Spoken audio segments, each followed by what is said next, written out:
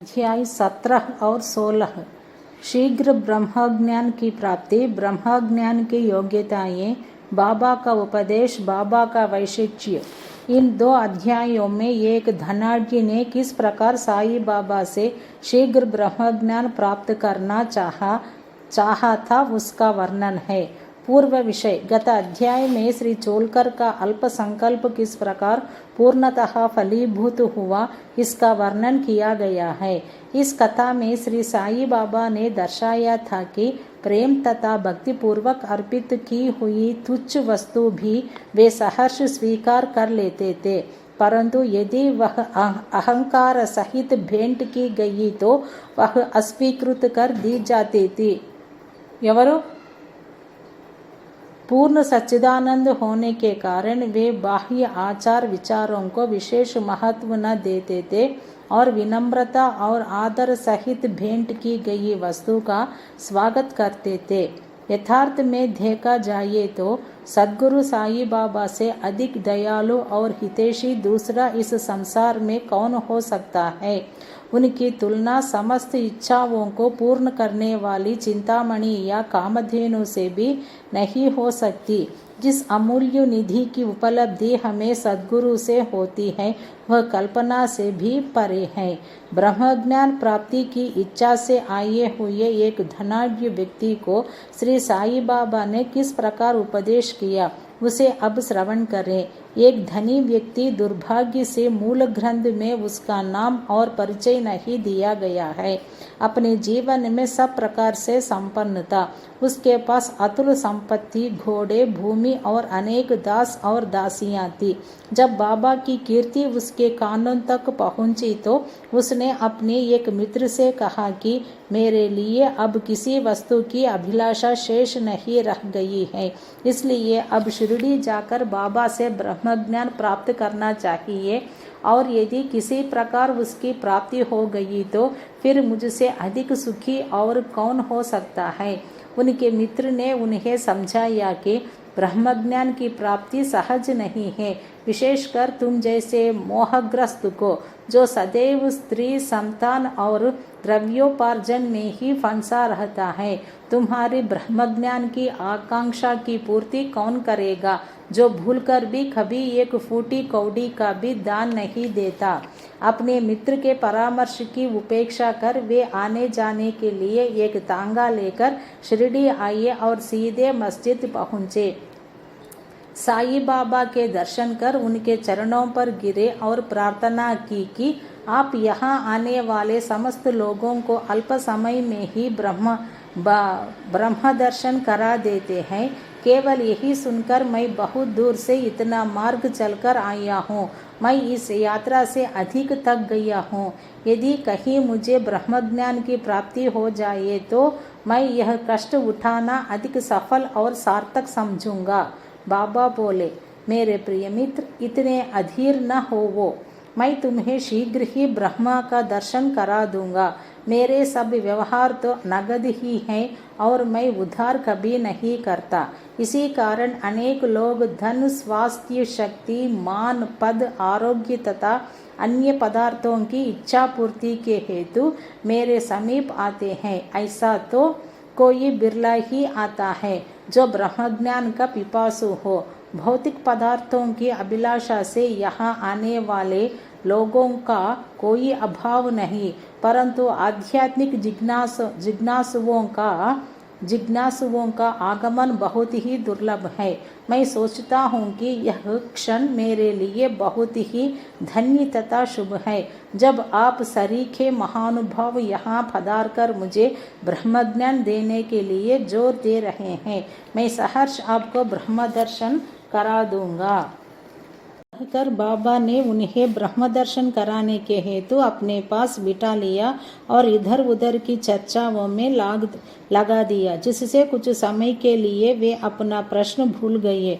उन्होंने एक बालक को बुलाकर नंदू मारवाड़ी के यहाँ से 5 रुपये उधार लाने को भेजा। लड़के ने वापस आकर बतलाया कि नंदू का तो कोई पता नहीं है और उसके घर पर ताला पड़ा है। फिर बाबा ने उसे दूसरे व्यापारी के यहाँ भेजा। इस बार भी लड़का रुपये लाने में असफल ही रहा। इस प्रयोग का 2-3 बार दोहराने पर भी उसका परिणाम पूर्ववत ही निकला। हमें ज्ञात ही है कि बाबा स्वयं सगुण ब्रह्मा के अवतार थे। यहाँ प्रश्न हो सकता है कि इस 5 रुपये सरी की तुच्छ राशि की यथार्थ में उन्हें आवश्यकता ही क्या थी? उन्हें बिल्कुल आवश्यकता ही न थी। वे तो पूर्ण रीति से जानते होंगे कि नंदू घर पर नहीं है। यह नाटक तो उन्होंने केवल अन्वेषक के परीक्षार्थ ही रचा था। ब्रह्म जिज्ञासु महाशय जी के पास नोटों की गड्डियां थी और यदि से सचमुच ही ब्रह्मज्ञान के आकांक्षी होते तो इतने समय तक शांत न बैठते।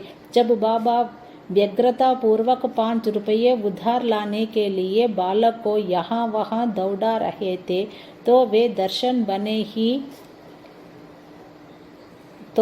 दर्शक बने ही ने बैठे रहते। वे जानते थे कि बाबा अपने वचन पूर्ण कर ऋण अवश्य चुकाएंगे। यद्यपि बाबा द्वारा इच्छित राशि बहुत ही अल्प थी, फिर भी वह स्वयं संकल्प करने में असमर्थ ही रहा और 5 रुपया उधार देने तक का साहस न कर सका। पाठक थोड़ा विचार करे कि ऐसा व्यक्ति बाबा से ब्रह्मज्ञान, जो विश्व की अति श्रेष्ठ वस्तु है, उसकी प्राप्ति के लिए आया है। यदि बाबा से सचमुच प्रेम करने वाला अन्य कोई व्यक्ति होता तो वह केवल दर्शन न बनकर तुरंत ही 5 रुपये दे देता। परंतु इन महाशय की दशा तो बिल्कुल ही विपरीत थी। उन्होंने न रुपये दिए और न शांति ही बैठे, वरन वापस जल्द लौटने की तैयारी करने लगे और अधीर होकर बाबा से बोले कि अरे बाबा, कृपया मुझे शीघ्र ब्रह्मज्ञान दो। बाबा ने उत्तर दिया कि मेरे प्यारे मित्र, क्या इस नाटक से तुम्हारी समझ में कुछ नहीं आया? मैं तुम्हें ब्रह्म दर्शन कराने का ही तो प्रयत्न कर रहा था। संक्षेप में तात्पर्य यह है कि ब्रह्मा का दर्शन करने के लिए 5 वस्तुओं का त्याग करना पड़ता है। 1 5 प्राण, 2 5 इंद्रियां, 3 मन, 4 बुद्धि तथा 5 अहंकार। यह हुआ ब्रह्मज्ञान। आत्मानुभूति का मार्ग भी उसी प्रकार है जिस प्रकार तलवार की धार पर चलना। श्री साईं बाबा ने फिर इस विषय पर विस्तृत वक्तव्य दिया, जिसका सारांश यह है।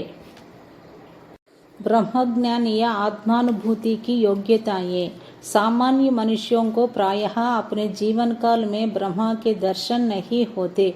उसकी प्राप्ति के लिए कुछ योग्यताओं का भी होना नितांत आवश्यक है। 1 मुमुक्षुत्व, मुक्ति की तीव्र उत्कंठा।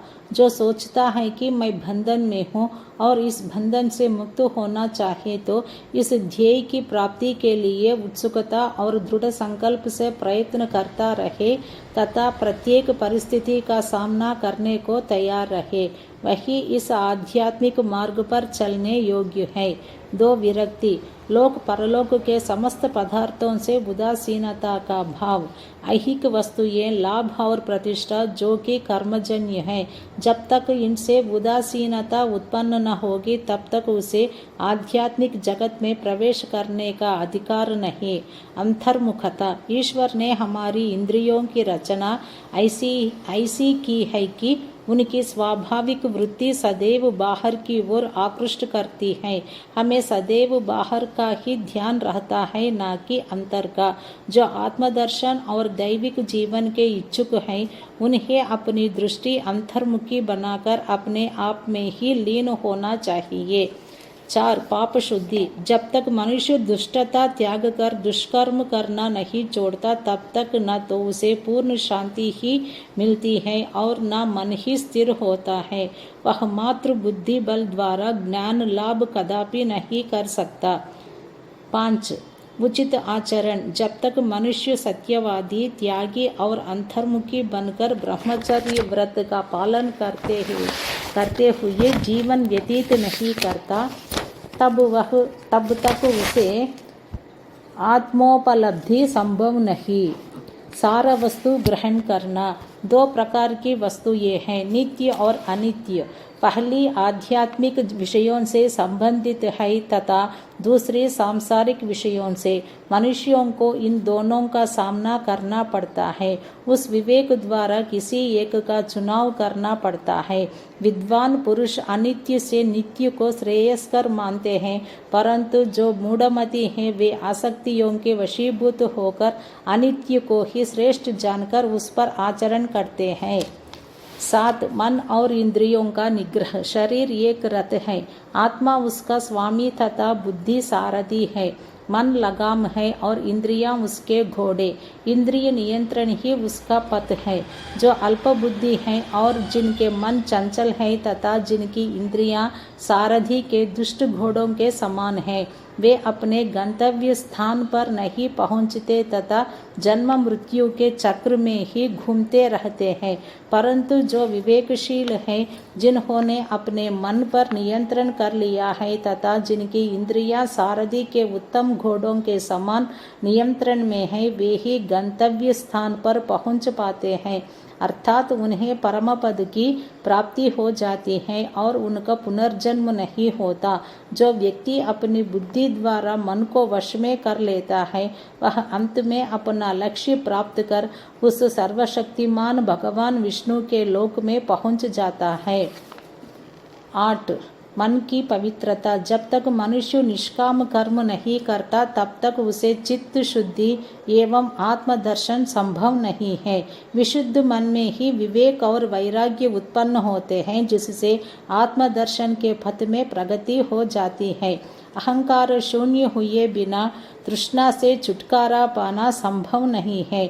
विषय वासना आत्मानुभूति के मार्ग में विशेष बाधक है। यह धारणा कि मैं शरीर हूँ, एक भ्रम है। यदि तुम्हें अपने जीवन के ध्येय आत्म साक्षात्कार को प्राप्त करने की अभिलाषा है तो इस धारणा तथा आसक्ति का सर्वदा त्याग कर दो। 9 गुरु की आवश्यकता। आत्मज्ञान इतना गूढ़ और रहस्यमय है कि मात्र निज प्रयत्न से उसकी प्राप्ति संभव नहीं। इस कारण आत्मानुभूति प्राप्त गुरु की सहायता परम आवश्यक है। अत्यंत कठिन परिश्रम और कष्टों के उपरांत भी दूसरे क्या दे सकते हैं जो ऐसे गुरु की कृपा से सहज ही प्राप्त हो सकता है। जिसने स्वयं उस मार्ग का अनुसरण कर अनुभव कर लिया हो, वही अपने शिष्य को भी सरलता पूर्वक पग पग पर आध्यात्मिक उन्नति करा सकता है। 10 अंत में ईश कृपा परमावश्यक है। जब भगवान किसी पर कृपा करते हैं तो वे उसे विवेक और वैराग्य देकर इस भवसागर से पार कर देते हैं। यह आत्मानुभूति न तो नाना प्रकार की विद्याओं और बुद्धि द्वारा हो सकती है और न शुष्क वेदाध्ययन द्वारा ही। इसके लिए जिस किसी को यह आत्मा वरण करती है उसी को इसके लिए जिस किसी को यह आत्मा वरण करती है उसी को प्राप्त होती है तथा उसी के सम्मुख वह अपना स्वरूप प्रकट करती है। कठोपनिषद में ऐसा ही वर्णन किया गया है। 9 गुरु की आवश्यकता। बाबा का आदेश। जब यह उपदेश समाप्त हो गया तो बाबा उन महाशय से बोले कि अच्छा महाशय, आपकी जेब में 5 रुपये के 50 गुना रुपयों के रूप में ब्रह्मा है, उसे कृपया बाहर निकालिए। उसने नोटों की गड्डी बाहर निकाली और गिनने पर सबको अत्यंत आश्चर्य हुआ कि वे 10-10 के 25 नोट थे। बाबा की यह सर्वज्ञता देखकर वे महाशय द्रवित हो गए और बाबा के चरणों पर गिरकर आशीर्वाद की प्रार्थना करने लगे। तब बाबा बोले कि अपना ब्रह्म का नोटों का यह बंडल लपेट लो। जब तक तुम्हारा लोभ और ईर्ष्या से पूर्ण छुटकारा नहीं हो जाता तब तक तुम ब्रह्म के सत्य स्वरूप को नहीं ज्ञान सकते। जिसका मन धन, संतान और ऐश्वर्य में लगा है, वह इन सब आसक्तियों को त्यागे बिना कैसे ब्रह्म को ब्रह्म को जानने की आशा कर सकता है। आसक्ति का भ्रम और धन की तृष्णा दुख का एक बंवर विवर्त है, जिसमें अहंकार और ईर्ष्या रूपी मगरों का वास है। जो इच्छा रहित होगा, केवल वही यह भवसागर पार कर सकता है। तृष्णा और ब्रह्मा के पारस्परिक संबंध इसी प्रकार के हैं, अतः वे परस्पर कट्टर शत्रु हैं। तुलसीदास जी कहते हैं, जहाँ राम तहम काम नहीं, जहाँ काम नहीं राम। तुलसी कबहू होत नहीं, रवि रजनी इक ठाम। जहाँ लोभ है वहाँ ब्रह्मा के चिंतन या ध्यान की गुंजाइश ही नहीं है। फिर लोभी पुरुष को विरक्ति और मोक्ष की प्राप्ति कैसे हो सकती है। लालची पुरुष को न तो शांति है और न संतोष ही, और न वह दृढ़ निश्चयी ही होता है। यदि कणमात्र भी लोभ मन में शेष रह जाए तो समझना चाहिए कि सब साधनाएं व्यर्थ हो गई। एक उत्तम साधक यदि फल प्राप्ति की इच्छा या अपने कर्तव्यों का प्रतिफल पाने की भावना से मुक्त नहीं है, और यदि उनके प्रति उसमें अरुचि उत्पन्न न हो, तो सब कुछ व्यर्थ ही हुआ। वह आत्मानुभूति प्राप्त करने में सफल नहीं हो सकता। जो अहंकारी तथा सदैव विषय चिंतन में रत हैं, उन पर गुरु के उपदेशों तथा शिक्षा का कोई प्रभाव नहीं पड़ता। अतः मन की पवित्रता अत्यंत आवश्यक है, क्योंकि उसके बिना आध्यात्मिक साधनाओं का कोई महत्व नहीं तथा वह निराधंभ ही है। इसलिए श्रेयस्कर यही है कि जिसे जो मार्ग बुद्धिगम्य हो वह उसे ही अपनाए। मेरा खजाना पूर्ण है और मैं प्रत्येक की इच्छानुसार उसकी पूर्ति कर सकता हूँ, परंतु मुझे पात्र की योग्यता अयोग्यता का भी ध्यान रखना पड़ता है। जो कुछ मैं कह रहा हूँ, यदि तुम उसे एकाग्र होकर सुनोगे तो तुम्हें निश्चय ही लाभ होगा। इस मस्जिद में बैठकर मैं कभी असत्य भाषण नहीं करता। जब घर में किसी अतिथि को निमंत्रण दिया जाता है तो उसके साथ परिवार, अन्य मित्र और संबंधी आदि भी भोजन करने के लिए आमंत्रित किए जाते हैं। बाबा द्वारा धनी महाशय को दिए गए इस ज्ञान भोज में मस्जिद में उपस्थित सभी जन सम्मिलित थे। बाबा का आशीर्वाद प्राप्त कर सभी लोग उन धनी महाशय के साथ हर्ष और संतोष पूर्वक अपने अपने घरों को लौट गए। बाबा का वैशिष्ट्य। ऐसे संत अनेक हैं जो घर त्याग कर जंगल की गुफाओं या झोपड़ियों में एकांतवास करते हुए अपनी मुक्ति या मोक्ष प्राप्ति का प्रयत्न करते रहते हैं। वे दूसरों की किंचित मात्र भी उपेक्षा न कर सदा ध्यानस्थ रहते हैं। श्री साईं बाबा इस प्रकृति के न थे। यद्यपि उनके कोई घर द्वार, स्त्री और संतान, समीप या दूर के संबंधी न थे, फिर भी वे संसार में ही रहते थे। वे केवल 4-5 घरों से भिक्षा लेकर सदा नीम वृक्ष के नीचे निवास करते तथा समस्त सांसारिक व्यवहार करते रहते थे। इस विश्व में रहकर किस प्रकार आचरण करना चाहिए, इसकी भी वे शिक्षा देते थे। ऐसे साधु या संत प्रायः बिरले ही होते हैं जो स्वयं भगवत प्राप्ति के पश्चात लोगों के कल्याणार्थ प्रयत्न करें। श्री साईं बाबा इन सब में अग्रणीय थे। इसलिए हेमड पंत कहते हैं, वह देश धन्य है, वह कुटुंब धन्य है तथा वे माता पिता धन्य है, जहाँ साईं बाबा के रूप में यह असाधारण परम श्रेष्ठ अनमोल विशुद्ध रत्न उत्पन्न हुआ। श्री सद्गुरु साईनाथार्पणमस्तु। शुभम भवतु।